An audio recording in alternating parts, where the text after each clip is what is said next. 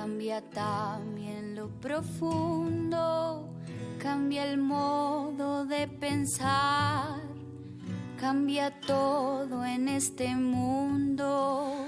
Cambia el clima con los años, cambia el pastor su rebaño, y así como todo cambia, que yo cambie no es extraño.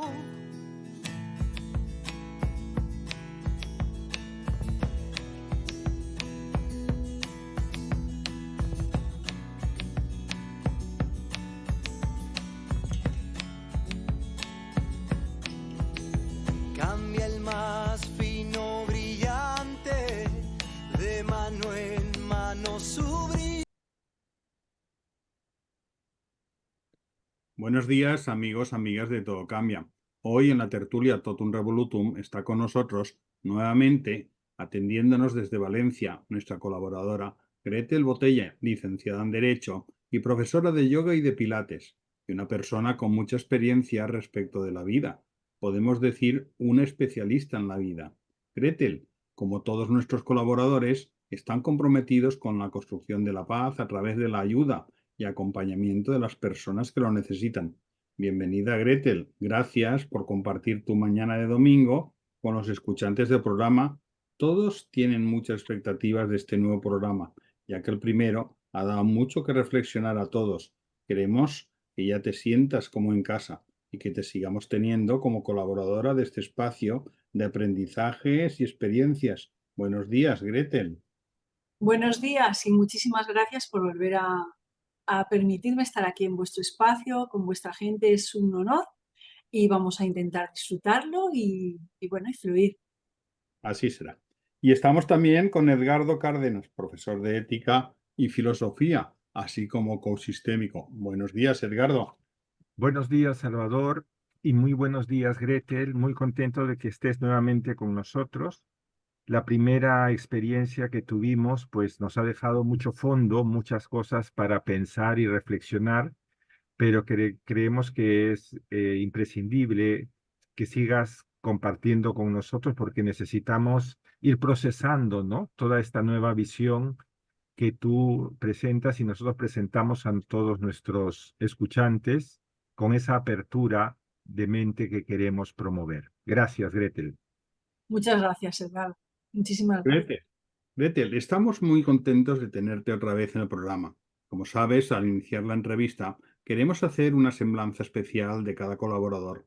Cuéntanos algo personal. Sabemos que en este caso todo lo que nos cuentas en el programa tiene que ver con tu propia experiencia, con lo que has vivido anteriormente. Nos contaste de tus inquietudes desde pequeña y cómo fuiste descubriendo la vida y la muerte. Cuéntanos cómo llegas al yoga y al pilates. Seguramente a muchos puede costarle entender cómo se puede dejar la abogacía para dedicarse a algo que es tan lejano al derecho. Cuéntanos de tu cambio vocacional y de lo que consideres. Bueno, pues realmente creo que mi cambio en la profesión tuvo que ver mucho con esa mirada que llevé hacia el interior, hacia las profundidades de uno mismo, que nunca sabes realmente dónde acaba esto, y que me hicieron darme cuenta, ser muy consciente de que el derecho no me llena. El derecho no era lo que se me había programado y lo que yo había programado para mí misma. En mi casa mi padre era abogado y se esperaba eso de mí. Pero realmente si escuchas tu interior, si escuchas, en mi caso, yo, mi alma, había algo muy, muy profundo que me decía que ese no era el camino. Entonces, bueno, luchando un poco en contra de todo lo que tenía a mi alrededor, incluido mi padre, por supuesto, que era abogado, y toda la familia, pues decidí hacerme caso. Y entonces dejé el mundo del derecho cuando me quedé embarazada de mi hijo mayor sin saber hacia dónde iba a enfocar mi vida. Lo que tenía claro es que por el derecho no iba a ir. Y transcurrieron unos años de búsqueda, un poco de trabajos convencionales, de los trabajos que eran más accesibles, de oficina, pero realmente yo sabía que tenía que llegar a algo que que me moviese por dentro, algo que resonase con mi interior. Entonces fue después de mi experiencia cercana a la muerte, que si queréis luego ya hablamos de ella, que la comentamos el otro día, pero la podemos refrescar, cuando de una manera natural empecé la formación del profesorado de yoga. Ya meditaba desde hacía tiempo, me encantaba el trabajo con el cuerpo, y entonces al final, si realmente escuchamos, nos escuchamos, hay una voz interior que te dice hacia dónde ir.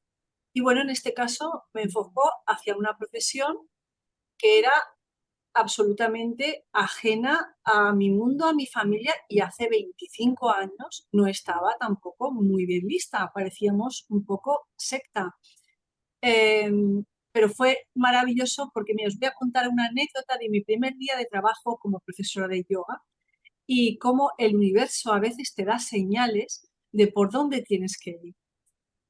Yo, después de un aborto que sufrí, que fue a raíz del cual tuve una experiencia cercana a la muerte, cuando me recuperé física y anímicamente, que costó un tiempo, empecé a estudiar yoga y al principio de empezar la formación se ve que las personas que llevaban la formación pensaron que yo tenía aptitudes para ello y enseguida me propusieron empezar a dar clases.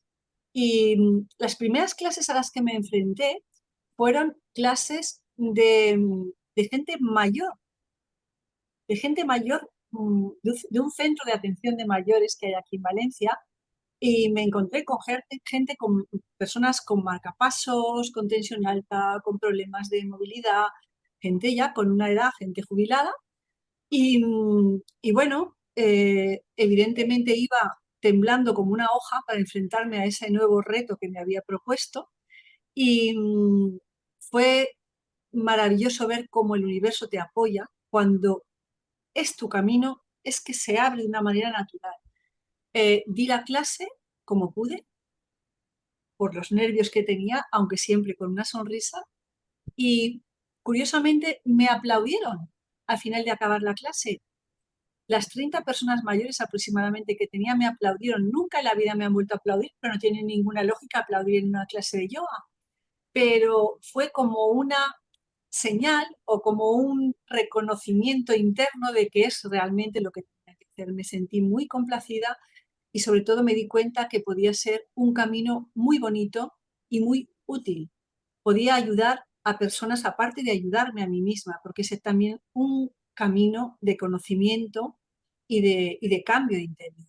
Realmente el camino del yoga es un camino de transformación. Muy interesante, Gretel. Gracias por compartir todas las experiencias, nos ayuden a ver las experiencias propias desde otra perspectiva. Entrando en el tema que vamos a abordar hoy, continuamos lo que iniciamos la entrevista anterior. Gretel, tú, mejor que nadie, sabes que hablar de los temas cercanos a la muerte, pues no es fácil.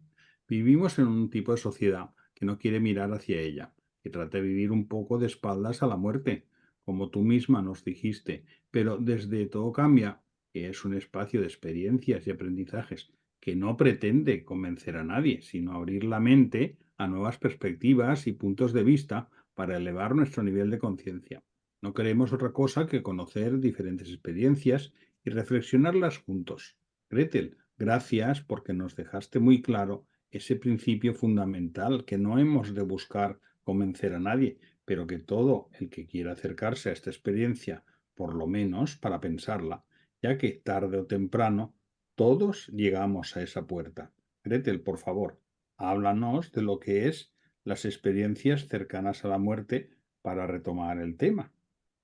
Pues sí, las experiencias cercanas a la muerte son unas experiencias absolutamente reales y vívidas que suceden en algunos momentos cuando una persona está en un proceso cercano a una muerte clínica. Yo en mi caso fue en el proceso de un aborto o en un accidente o en un paro cardíaco, y esa persona, a pesar de que se supone que su cuerpo no tiene las condiciones para pensar, para sentir, para ver, para oír, esa persona tiene una experiencia absolutamente real en la que todos los sentidos están no activos, sino que están mucho más activos y mucho más reales de lo habitual.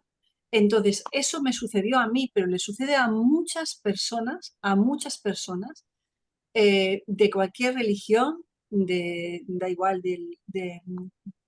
de cualquier raza, de cualquier lugar. Sucede desde muy temprano, creo que lo comentamos, que esto hay vestigios de experiencias cercanas a la muerte desde muy antiguo.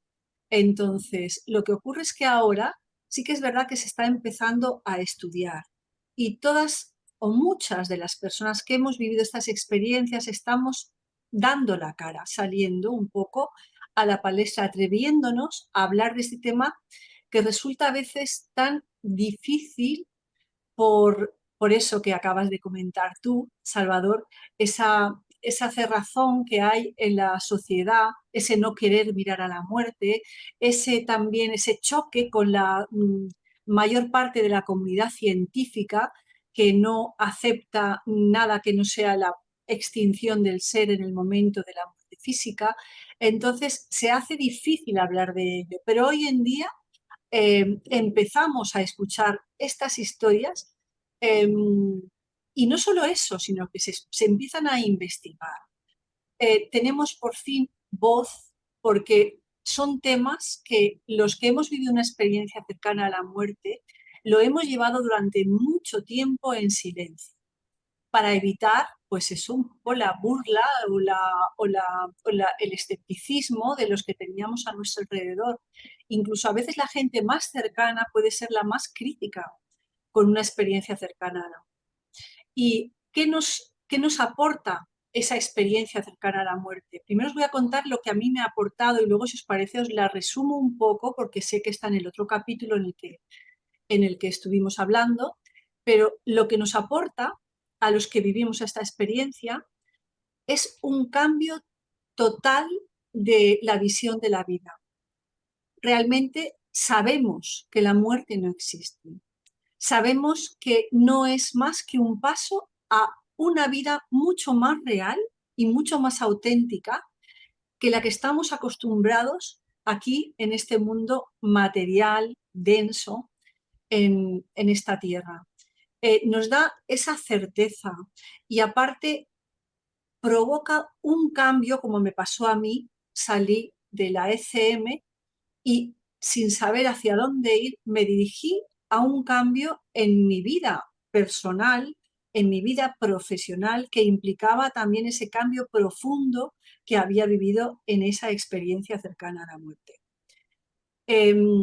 Realmente las personas que viven estas experiencias suelen cambiar de profesión, a veces de pareja, a veces rompen todo su mundo porque lo que antes les servía ya no les sirve ahora. Tienes unos enfoques vitales y unas prioridades totalmente distintas. Estas prioridades que nos impone nuestra sociedad de formaciones, éxito, competitividad, ganar dinero, es algo que cuando vives una experiencia cercana a la muerte, le das esto de importancia, poca importancia, muy poca importancia. Si yo se lo hubiera dado, evidentemente hubiera continuado siendo licenciada de Derecho abogada y no me hubiera ido al mundo del yoga, que en aquel entonces, hace 25 años, no parecía ni siquiera que se pudiera vivir de él. Pero realmente supone un cambio interior tan profundo que tu vida evidentemente tiene que cambiar. Y las personas que están a tu lado.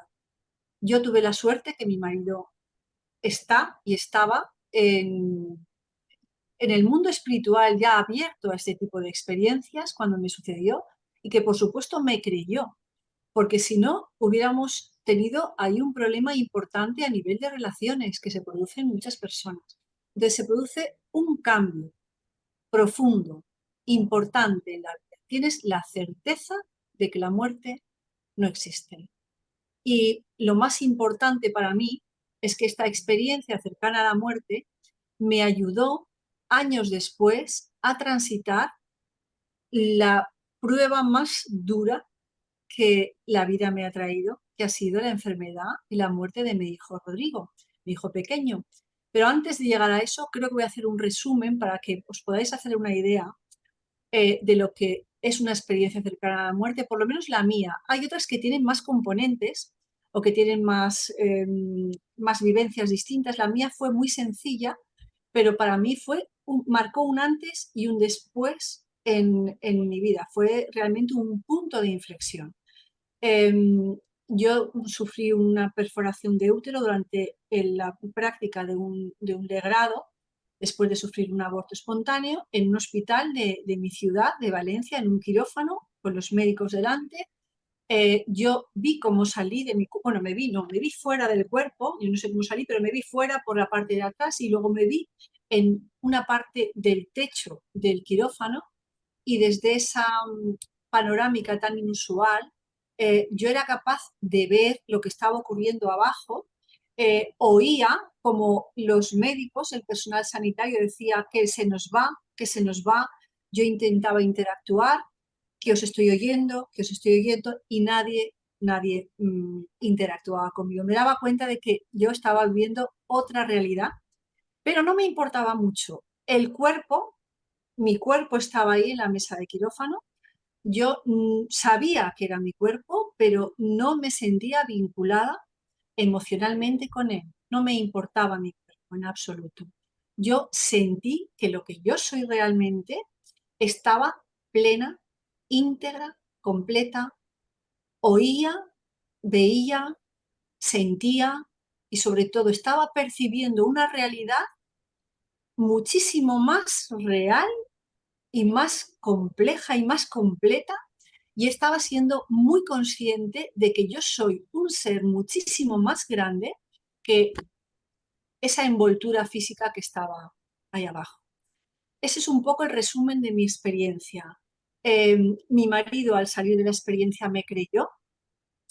Intenté contar, que es lo que nos sucede a muchas personas que vivimos esas experiencias, intentamos contarlo, pero a la primera persona que lo intenté contar me puso una cara como esta está loca y ya evidentemente pues como mucho lo conté a retazo a algunas personas a retazos, pero luego los que lo supieron realmente fueron mi marido y mis dos hijos. Y bueno, esa experiencia quedó ahí, marcó mi vida.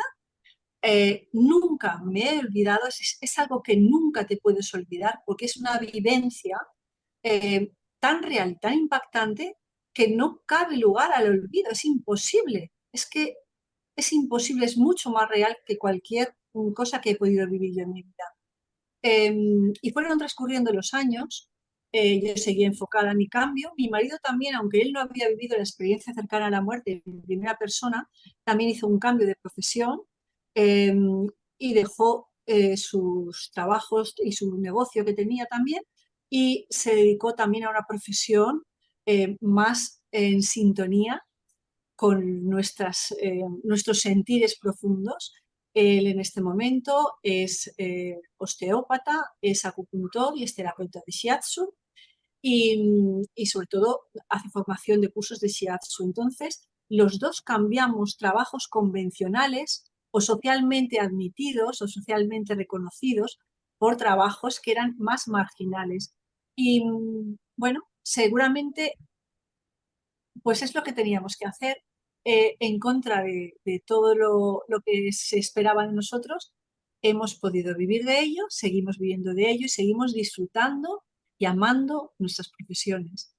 Con lo cual, bueno, pues los dos empezamos a transitar ese camino. Ya teníamos a nuestro hijo mayor antes de que yo sufriera la experiencia cercana a la muerte. Tuve luego que reponerme también de esa pérdida, evidentemente, porque fue otro duelo. Y después nació nuestro hijo pequeño, Rodrigo, y vivimos unos años maravillosos de crecimiento, de armonía, de familia, no sé, de muchísima comunicación con nuestros hijos, una experiencia, pues bueno, plena, muy plena. Mi marido y yo también seguíamos con nuestras inquietudes a nivel espiritual por esas creencias, no, esas vivencias y esas certezas de que somos mucho más que este cuerpo físico. Y llega un momento cuando mi hijo Rodrigo, mi hijo pequeño tenía 16 años, él enfermó de un cáncer de hueso, un sarcoma de Ewing, que es un cáncer muy agresivo que afecta. Se considera una enfermedad rara, aunque a veces lo que es raro es bastante más habitual de lo que pensamos. Fue pues eso, una enfermedad que afectaba a la estructura ósea y también a tejidos blandos y que se dan normalmente en jóvenes, en niños y en adolescentes. Él empezó con la enfermedad a los 16 años y como os podéis imaginar, pues supuso una catarsis en nuestro mundo, una familia que habíamos vivido tantas cosas tan bonitas, que teníamos tanto amor, tanta comunicación.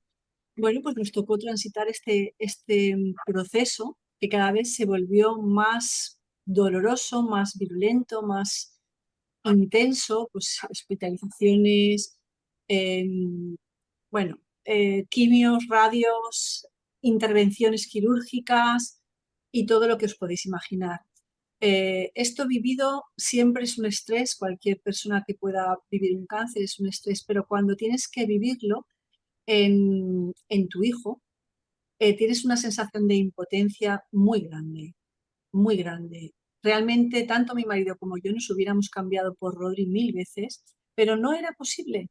Le tocaba a él vivir ese proceso y durante todo ese proceso, que como digo fue muy difícil a nivel emocional, era como una montaña rusa. De repente parecía que las cosas fueran bien, de repente venía una recidiva, encima nos pilló la pandemia, fue muy fuerte, pero fijaos, fue a pesar de todo una época de tanto amor, fue una experiencia de tantísimo amor. Rodrigo, si ya era amoroso, si ya era un chaval comunicativo y noble y bueno, todavía se hizo más abierto, más comunicativo, más amoroso. Nos dimos cuenta, yo ya por la experiencia cercana a la muerte que mi hijo conocía, ya sabíamos que la vida no acaba aquí, pero aún así, vivir ese proceso en tu hijo es una experiencia dolorosísima, porque al fin y al cabo somos humanos, tenemos emociones humanas y tenemos también apegos humanos, es decir, el ver, tocar, sentir, prepararle una comida, despertarle por la mañana, darle un abrazo, todo eso podía llegar el momento en que se fuera.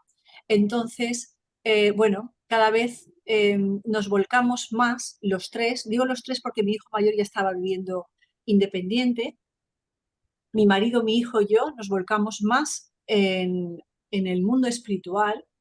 Yo creo que Rodrigo intuía que él se iba a ir y a medida que avanzaba la enfermedad se iba volviendo más difícil o ya cuando los médicos dijeron que no había nada que hacer, bueno, pues seguimos ahondando en esa espiritualidad, en ese saber que existe el más allá. Y curiosamente aprendimos algo muy importante, algo que se dice mucho de boquilla, pero es difícil vivirlo. Y es que aprendimos realmente el valor del presente. El presente cobró todo su sentido. No había mañana, no sabíamos qué iba a pasar al día siguiente. Entonces, sobre todo al final. Entonces, exprimimos el amor que sentíamos, que fluyó de una manera alucinante. Por eso cuando la gente a veces me oye, dice, pero ¿cómo puedes decir que has vivido tanto amor? Sí, sí, sí, sí. Pudimos llegar, yo el amor más incondicional que he rozado ha sido este maravilloso amor que Rodri nos entregó y que nosotros le entregamos. Entonces, creo que las experiencias de la vida no son solo la experiencia en sí, es cómo decides vivirla. Rodrigo la vivió desde la gratitud, desde el amor completo, desde no había ningún tipo de resistencia, no había, era todo de verdad, era luz, toda armonía. a pesar de la dureza. Llegó un momento en que Rodrigo, los tumores empezaron a llenar toda su estructura ósea y ya nos dijeron que no había nada que hacer y que podíamos o acabar sus días en el hospital o llevarlo a casa. Y aquí viene una reflexión, yo creo que muy importante, que nos tenemos que hacer los que tenemos esa circunstancia que pasar, como es acompañar a un ser querido, en este caso a mi hijo, que es creo que para mí por lo menos lo más duro, tomar la decisión adecuada para el que está a punto de trascender. Quizá hubiera sido más cómodo, pues, en el hospital, pues luego no tienes tantos recuerdos en casa, o no lo sé. Pero creo que en ese momento, si hay posibilidad, porque no siempre la hay, si nos dan la posibilidad de elegir, hay que pensar en el que se va. Por supuesto, Eduardo y yo no lo dudamos. Enseguida dijimos que a casa con su familia, en su habitación, con su ambiente, con su gente, y así lo hicimos, lo trajimos a casa y estuvo unos 2 meses y poco ya hasta que trascendió. Muy Ahí ya, impactante. Lo que sí, nos muy estás impactante. contando es muy impactante en lo que habéis vivido, tanto toda la familia, porque habéis estado ahí y como debe ser estar ahí. Muchas gracias, Gretel, por esta No, esbozo de todo lo que ha pasado, todavía que no ha no... terminado, Salva, espera un poquito. Queda un poquito todavía, si te parece, Ah, Salva, lo cuento sí, porque es importante. Él se quedó sin posibilidad de mover las piernas, encamado y dependiente absolutamente de nosotros. Él recibió la asistencia de los cuidados paliativos del hospital nuestro, que fue coincidentemente el mismo en el que yo viví la experiencia cercana a la muerte, y tuvimos una experiencia maravillosa con los médicos y las enfermeras de cuidados paliativos, que fueron muy respetuosos, muy cariñosos, muy abiertos, incluso muy respetuosos con nuestro proceder y con nuestras creencias espirituales. Rodri, un mes antes de trascender, un mes antes de morir, es que morir para mí es la palabra morir, implica, como se conoce aquí, acabar. Entonces hablo de trascender porque para mí es pasar de un modo de vida a otro modo de vida. Ese un mes antes, eh, un día él y yo hablamos. Rodrigo me dijo, mami, creo que esto va a poder conmigo. Claro, cuando un hijo que sabes que se va a morir te dice esto, tú no le puedes contar ninguna mentira, tienes que ser honesto.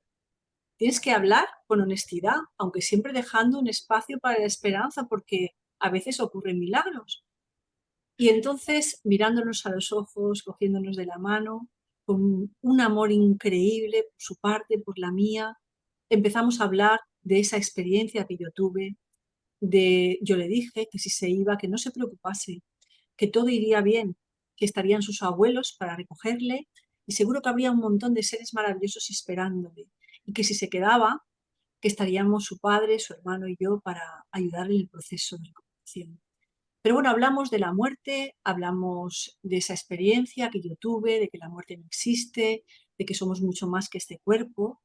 Y llegó un momento al final de la conversación en el que yo le dije, así en un tono de humor, pero desde el corazón, que si se iba, que por favor me enviase algún guiño desde el otro lado. Y después ya transcurrió ese último mes que estuvo plagado de besos, de te quieros, de abrazos y bueno, de amor infinito, hasta que un 15 de marzo de 2021 trascendió. Y ese pacto quedó ahí, ese pacto quedó ahí. Y bueno, yo que evidentemente tengo esa certeza de que la muerte no es el final, y mi marido también, aunque él no ha tenido una experiencia cercana a la muerte, pero ha vivido la mía, estuvimos abiertos, abiertos. Y bueno, quizá este sí que sea, Salvador, otro episodio, el de después y de podría dar para otro tema, sí, podría dar para otro tema. Pues francamente, Gretel, todo lo que nos has contado, esas vivencias tan al límite que se han tenido que vivir, pues son francamente interesantes, que mucha gente que pueda estar pasando por esos puntos que no sabes qué hacer, pues el compartir esas experiencias siempre viene bien en el acompañamiento. Y luego también nos hablas del cambio de la palabra, por tanto, de perspectiva, qué significa para ti esa experiencia cercana a la muerte con ese ser tan querido, tu hijo. Luego también esas señales pactadas de tu hijo, ¿cómo empezaron a llegar? ¿Te fue Y fácil mira, procesarlas? sí, mira, fue muy fácil. Ellos utilizan, pues bueno, esos códigos que en vida hemos establecido, esas cosas de las que hemos hablado, de las que hemos compartido. Rodri a los 2 días, él trascendió un lunes y el miércoles nos envió una primera señal y a partir de ahí empezaron a sucederse muchas señales que hay mucha gente que podría llamarlo coincidencias, pero yo prefiero llamarles sincronicidades, porque realmente sentíamos, tanto mi marido como yo, o quién las recibía, porque hemos recibido mucha más gente que nosotros. Han recibido profesores, han recibido compañeros, han recibido amigos nuestros, familiares.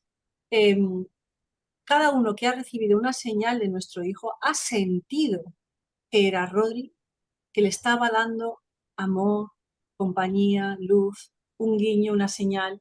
Entonces, ahí, como estábamos abiertos a recibir señales, a pesar del dolor tan grande que, por supuesto, se vive, porque es que se vive eso, aunque sepas que la muerte no existe, que tu hijo pierda y ese cuerpo físico ya no lo tengas, y evidentemente es un proceso doloroso.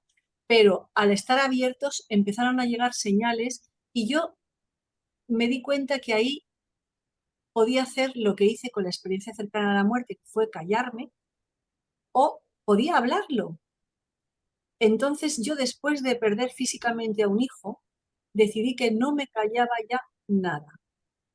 Y en cada reunión que teníamos con la familia, con los amigos, con cualquier persona, yo de manera abierta hablaba de esas señales que nos iban llegando, a veces a través de sueños, a través de sincronicidades, a través de canciones, a través de multitud de formas, ¿no? Y empecé a anotarlas en una libreta con la fecha, con la persona que la recibía, con un relato lo más fiel posible de cómo había transcurrido la señal y, sobre todo, de la emoción asociada a esa señal, porque lo más importante es lo que siente el que recibe la señal. ¿Qué es lo que siente? Eso es lo más importante. Y entonces así fui anotando una tras otra señales. La gente tuvo mucha paciencia conmigo porque yo les preguntaba y les sigo preguntando, y me lo narran con todo el cariño y con todo el detenimiento. Eso ha sido a partir de ahí cuando tú nos has comentado que has ido recopilando todas esas señales que has ido percibiendo y de ahí fue la idea de escribir ese libro. Cuéntanos cómo ha sido ese proceso.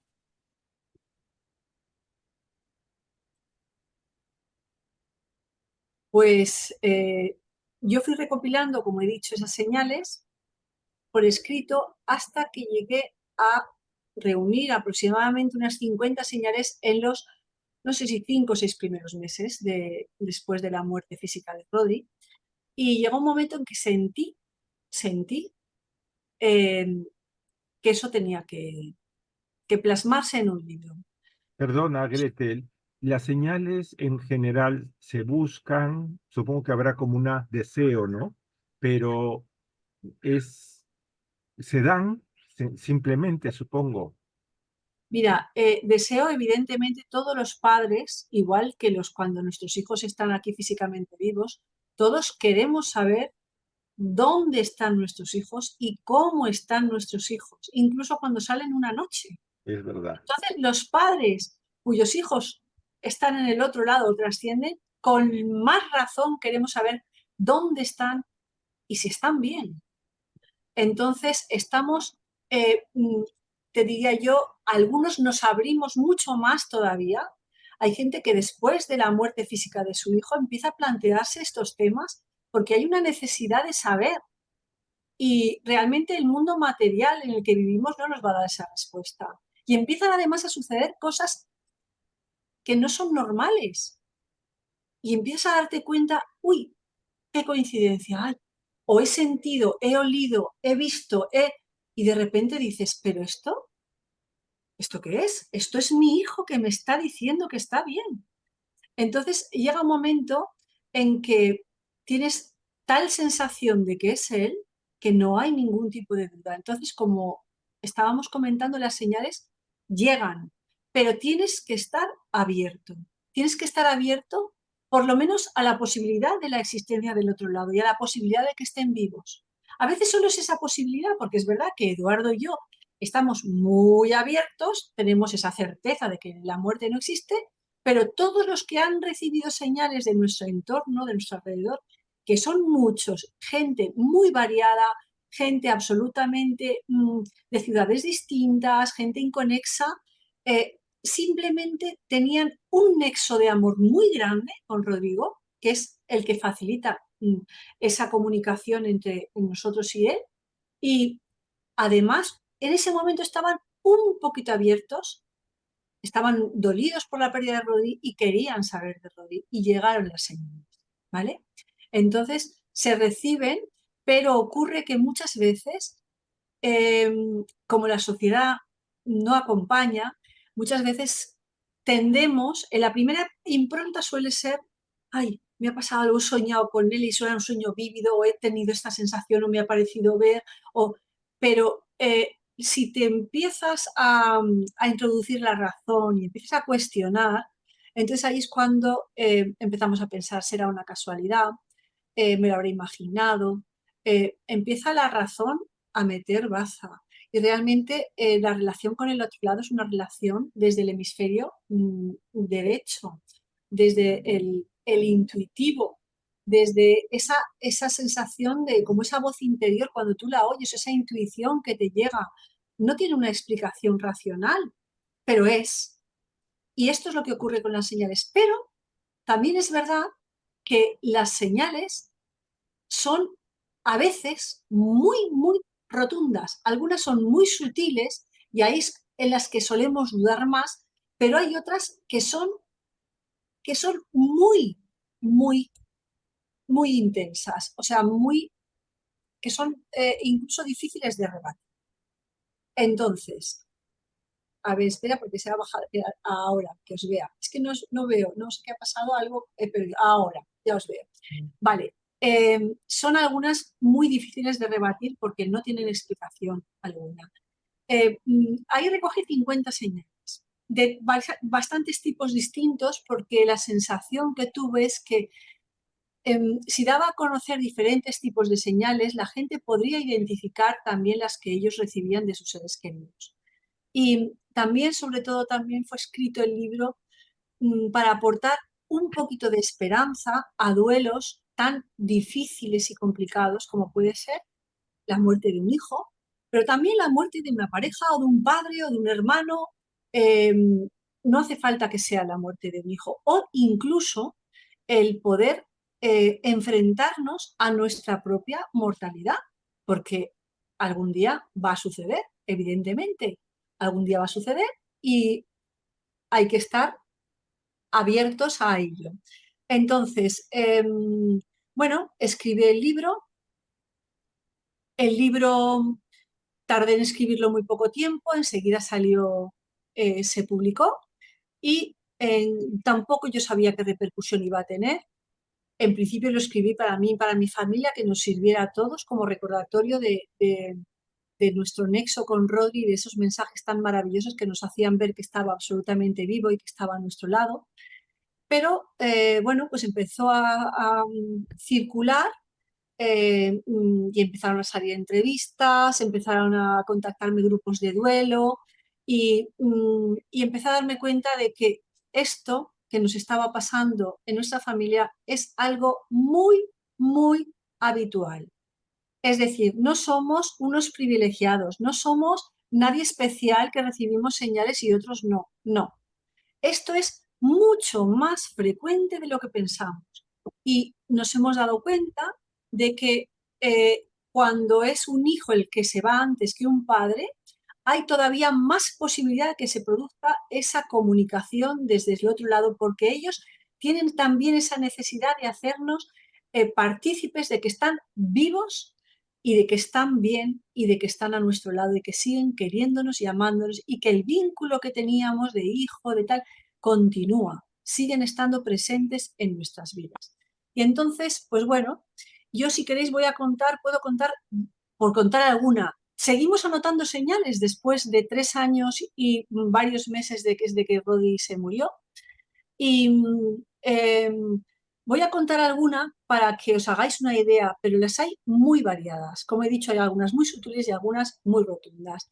Primero voy a contar una tecnológica, porque a veces las tecnológicas son complicadas de explicar, no hay explicación racional posible. Entonces, a los meses de trascender Rodri, de morir Rodrigo físicamente, mi madre, que es la abuela de Rodri, que además mi madre ha perdido una hija, ha perdido el amor de su vida, su marido, ha perdido a su nieto, es una mujer fuerte, valiente, que ha tenido muchas pérdidas y muchos duelos complicados. Ella quería recibir señales, como todos habíamos recibido, casi todos, pero ella no había recibido directamente ninguna. Y bueno, pues le dimos un día que llevaba un reloj de pulsera de estos de marcar pasos, de contar los pasos, de contabilizar. Y, y nos dimos cuenta de que era exactamente igual que uno que tuvo Rodrigo antes de perder, o sea, de dejar de caminar, de que los tumores le impidiesen caminar, mucho antes de saber ni siquiera que iba a trascender, a morir. Entonces, esa pulsera de actividad se guardó en un cajón y, por supuesto, pues por lo menos año y pico antes de que Rodrigo muriese, porque su padre le compró un modelo posterior, más actualizado, y que él siguió usando durante temporadas, ese más actual. El otro quedó relegado a un cajón, por supuesto, pues imagínate, ahí se descargaría, se desprogramaría, no estaba vinculado a ningún móvil. Y bueno, pues nos dimos cuenta que mi madre llevaba uno igual y le dijimos, tenemos uno exactamente igual de Rodri que debe estar por algún sitio. ¿Tú lo quieres? Y mi madre dijo, pues claro, quiero llevar la pulsera la pulsera de actividad de Rodrigo, de mi nieto. Entonces encontramos en un cajón esa pulsera de actividad y se la dimos a mi madre, lo puso a cargar y de manera automática, esto pasó meses después de la muerte de Rodri, de manera automática la fecha que salió en el reloj de actividad de mi madre fue el 15 de marzo, la fecha de la muerte de Rodrigo. No hay explicación posible para eso. Nadie, cuando se guardó esa pulsera de actividad en un cajón, sabíamos ni que se iba a morir, evidentemente, ni cuándo se iba a morir. Entonces esa señal es muy impactante porque nadie había tocado eso y fue automático. Y tenemos foto, por supuesto, del momento en que mi madre se dio cuenta y bueno, pues esa es una prueba, para mi madre fue muy importante porque desde el otro lado, porque la fecha de su muerte es estoy en el otro lado, abuela, estoy en el otro lado, pero estoy contigo. Y para ella fue muy importante. Y luego os voy a contar una que es muy bonita, que sucedió, bueno, Rodrigo murió en pandemia y entonces en el velatorio, como había un aforo controlado, no pudo venir mucha gente. Claro, recibió montones de flores y sobre todo de rosas blancas. Al finalizar todos los actos que había que hacer allí, nos trajimos a casa un ramo de flores blancas de sus mejores amigos y lo dejamos en nuestra sala. Al día siguiente vino mi hijo mayor, él vivía en el campo por aquel entonces y nos pidió el ramo. A él le gusta mucho investigar, bueno, es científico, es químico y además le gusta mucho hacer pruebas con las plantas y todo esto. Y se llevó el ramo del tanatorio de su hermano y lo plantó en una maceta. Habían 8 rosas, cortó la rosa por arriba, cortó un poquito el tallo por abajo, plantó los 8 tallos y lo cubrió con una tela a modo de invernadero y lo fue cuidando día a día en su espacio que vivía, ya os he dicho, en el campo. Él lo había intentado en numerosas ocasiones. en más de 30 ocasiones había intentado plantar rosas de floristería y nunca había conseguido que prosperasen. De esos 8 tallos se fueron muriendo uno tras otro y solo resistió el central.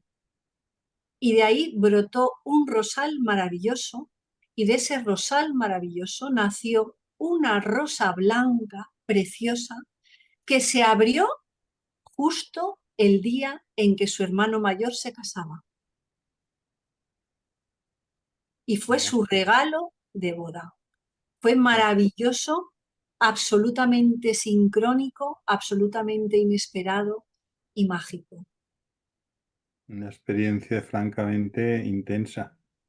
Sí. Gretel, quizás a quienes nos gustaría también que te dirigieras con todo lo que nos estás contando de estas experiencias, es a esas personas que han tenido también muy difícil esa experiencia de perder a un hijo, que es tan duro que en el vocabulario no existe la palabra huérfano cuando uno pierde a los padres, pero no existe ninguna para un padre que se queda sin hijos. Háblanos también un poco de eso que podemos aprender quienes no hemos tenido también esa experiencia. Mira, ha habido una asociación de padres, o sea, padres con cáncer, de hijos que han fallecido por cáncer, que intentaron solicitar a la Real Academia de la Lengua Española que se adoptase la palabra huérfil. Porque es verdad, como tú muy bien dices, que no hay una palabra para definir a los que perdemos un hijo, porque realmente no está en la mente de nadie trascender a un hijo. El orden lógico, entre comillas, es ir generación tras generación y que ellos, por supuesto, vean nuestra muerte, no nosotros la suya. Pero bueno, parece, yo no sé en qué quedó eso, pero no ha prosperado y sí, es un duelo muy difícil. A raíz de la escritura del libro y de su divulgación, he podido estar en contacto con muchos grupos de duelo, tanto en España como en países de Latinoamérica y sobre todo, claro, evidentemente de habla hispana. Y sí que es cierto que para vivir un duelo de este tipo, si lo vives desde la mera materialidad, el duelo es dificilísimo. No tienes a qué agarrarte, no tienes un argumento que te haga sentir un poco de esperanza. Entonces ocurre que muchos padres viven un despertar espiritual porque empiezan a ver que ahí sí que hay respuestas, empiezan a indagar en libros antiguos como el libro tibetano de los muertos o otras sabidurías que hay, pues Raymond Moody o Elizabeth Kubler-Ross, gente, investigadores actuales también, que nos están dando ya esas pistas de lo que muchos ya hemos sentido y vivido. Entonces, realmente mi recomendación cuando alguien está transitando un duelo tan difícil es apertura de mente. Como bien decimos, no se trata de convencer a nadie, eso es imposible. Se trata de simplemente aportar una vía más por la que, si quieres, puedes indagar. Entonces, los padres que indagan este otro mundo y que empiezan a encontrar esas certezas, se encuentran de paso con esas señales, con esas experiencias distintas a lo normal y empiezan a darse cuenta de que hay mucho más que esto que vemos y que esto que sentimos tan material. Muy Eh, interesante. sí, yo a los padres que están pasando por esto les digo que lo primero que tenemos que ser conscientes es que las vidas de nuestros hijos han sido vidas con sentido.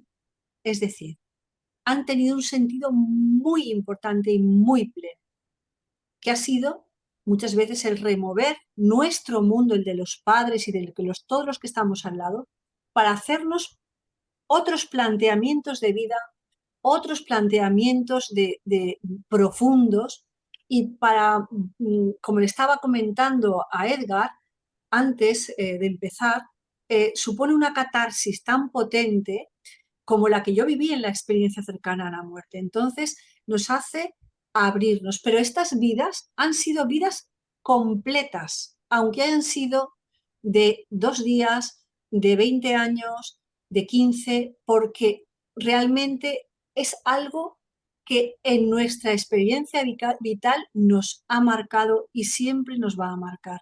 Y seguramente nos va a hacer mejores personas. Gretel, te agradecemos todos estos testimonios que nos estás dando. Y Edgar, querías hacerle una última pregunta porque el tiempo cuando estamos a gusto se pasa volando. ¿Querías hacerle una última pregunta?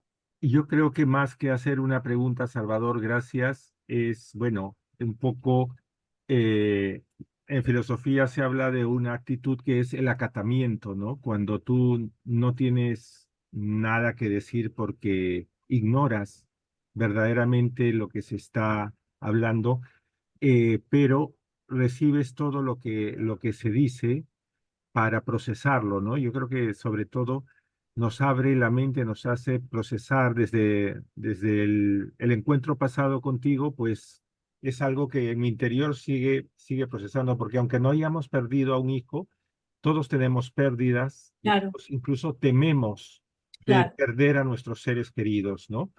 Entonces creo que esta manera de ver y de enfocar nos hace bien. Pues muchas gracias, Edgar. Yo creo que sí, que nos hace bien por lo menos abrir nuestra mente a otras cosas. Y luego cada uno que saque sus conclusiones. Dinos ahora también de qué manera podrían ponerse en contacto contigo, la forma de poder acceder a ti, aunque nosotros también lo pondremos en nuestras redes. Un recordatorio para que el que quisiera contactar contigo, pues Claro. saber cómo lo puede hacer. Aprovechar Pues muy y fácil, a través de las redes sociales, Gretel Botella, ya sea en mi canal de YouTube, como en Instagram, como en Facebook. Y luego el libro se llama Sigo aquí, señales de mi hijo desde el más allá, y se puede encontrar en Amazon tanto en formato digital como en formato papel.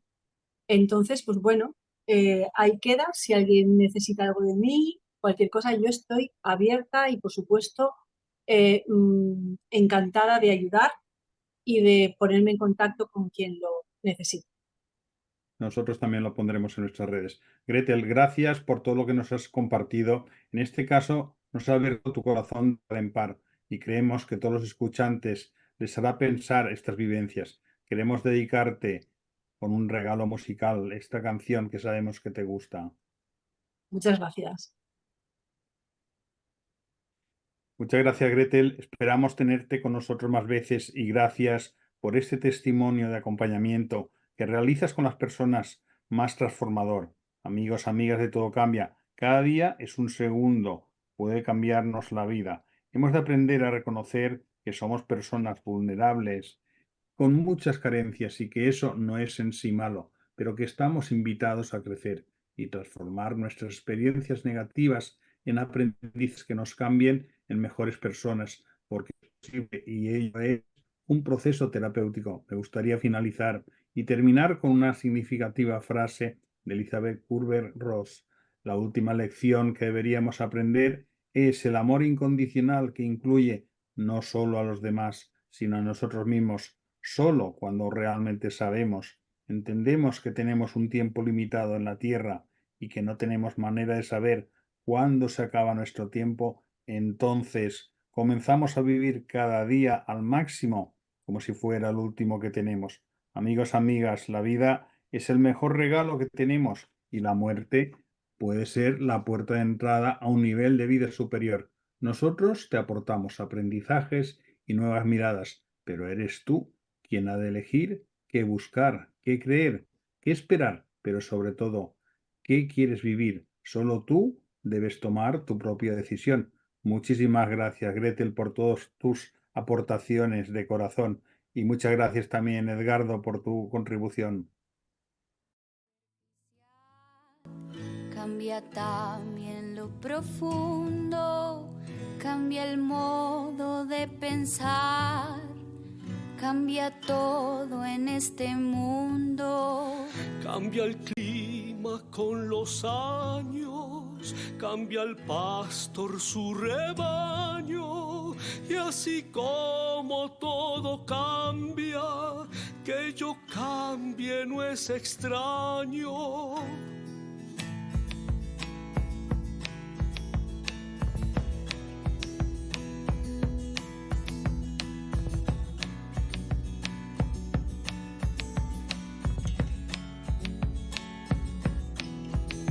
Cambia el más fino brillante, de mano en mano su brillo. Cambia el nido, el pajarillo, cambia el sentir de un amante, cambia el rumbo, el caminante, aunque esto le cause daño. Y así como todo cambia, que yo cambie no es extraño.